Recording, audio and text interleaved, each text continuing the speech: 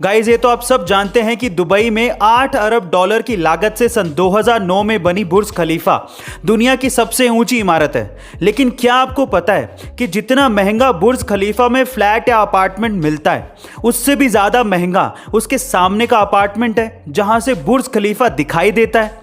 यानी कि लोग बुर्ज खलीफा के व्यू के लिए फ्लैट पे ज़्यादा पैसा खर्च करने को तैयार हैं। एग्जाम्पल के तौर पे बुर्ज खलीफा के सामने एक 3 BHK अपार्टमेंट का रेट 7.5 मिलियन दिरहम है, जबकि बुर्ज खलीफा के अंदर 3 BHK अपार्टमेंट का प्राइस मात्र 6 मिलियन दिरहम ही है। अब आपको क्या लगता है कि ऐसा क्यों है? कमेंट सेक्शन में जरूर लिखिएगा और ऐसे अमेजिंग वीडियोस के लिए शेयर, सब्सक्राइब एंड लाइक। मिलता है अगली वीडियो में। ये घटना है सेंट्रल अमेरिका के कोस्टारिका जगह की, जहां पर एक मगरमच्छ को किसी ने सिर पर गोली मार दी और फिर मरती हालत में उसे छोड़कर चला गया। तब किसी लोकल फिशरमैन ने उस घायल मगरमच्छ को देखा, उसका इलाज किया और ठीक होने तक उसे संभाला भी और फिर बाद में उसे जंगल में वापस छोड़ दिया। पर अगले दिन उस आदमी ने देखा कि वही मगरमच्छ उसे फॉलो करता हुआ उसके घर तक पहुंच गया और बाद में उसके बरामदे में सोया हुआ मिला। जाहिर है कि वो मगरमच्छ उसे बचाने वाले के साथ रहना चाहता था।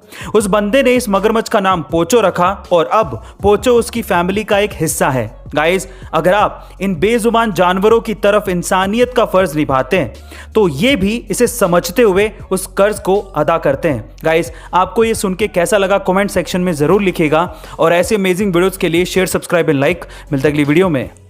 दिखावा करने में हम भारतीयों का कोई सानी नहीं है। मैं ऐसा क्यों कह रहा हूं, जरा ध्यान से सुनेगा।